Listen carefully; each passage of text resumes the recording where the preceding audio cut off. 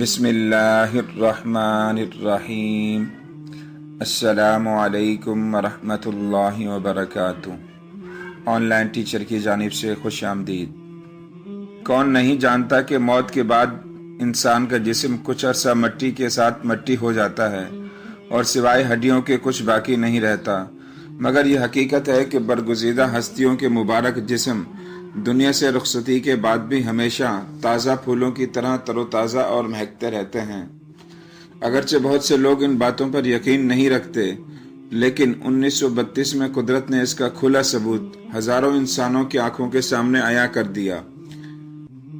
ان دنوں عراق شاہ فیصل اول کے زیر حکمرانی تھا، اور ایک رات حضرت حذیفہ الیمنی رضی اللہ تعالی عنہ ان کے خواب میں تشریف لائے اور فرمایا: اے بادشاہ جابر بن عبداللہ رضی اللہ تعالی عنہ، اور مجھے دجلہ کے کنارے سے نکال کر کسی محفوظ مقام پر منتقل کرو، کیونکہ میری قبر میں پانی بھر چکا ہے، جبکہ عبداللہ انصاری رضی اللہ تعالی عنہ کی قبر میں بھی پانی بھر رہا ہے۔ شاہ فیصل اول اپنی مصروفیات کی وجہ سے اس بات پر توجہ نہ دے پائے، تو یہی خواب اگلی رات بھی انہیں نظر آیا، مگر وہ اپنے کاموں میں مصروف رہے۔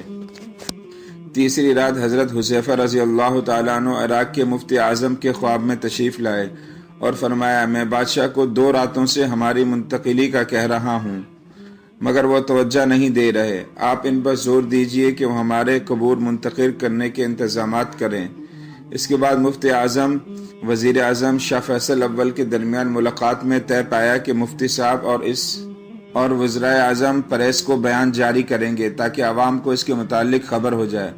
ابتدائی طور پر یہ فیصلہ ہوا کہ 10 ذی الحجہ کو قبور مبارکہ کی منتقلی کا مقدس فریضہ سر انجام دیا جائے گا، مگر حجاج کرام کی درخواست پر تاریخ 20 ذی الحجہ مقرر کی گئی تاکہ حج سے فارغ ہونے والے بھی اس اہم موقع پر پہنچ سکیں۔ پھر وہ دن بھی آن پہنچا کہ بغداد شہر کی گلیاں لوگوں سے بھر گئی۔ دور و نزدیک سے آنے والے منتظر تھے کہ کب یہ مبارک فریضہ سر انجام دیا جائے۔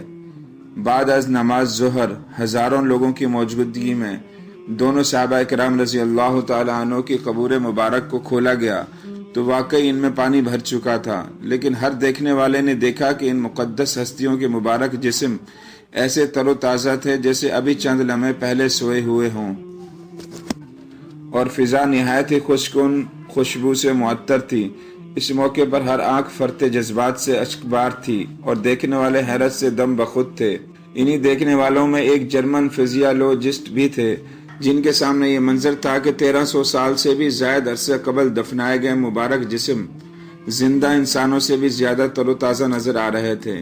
انہوں نے بے اختیار مفتی اعظم کے ہاتھ تھام لیے اور درخواست کی کہ انہیں مسلمان کیا جائے۔ اس موقع پر بے شمار عیسائی اور یہودی بھی مسلمان ہوئے۔ قبول اسلام کا یہ سلسلہ کئی دن تک شد و مت سے جاری رہا۔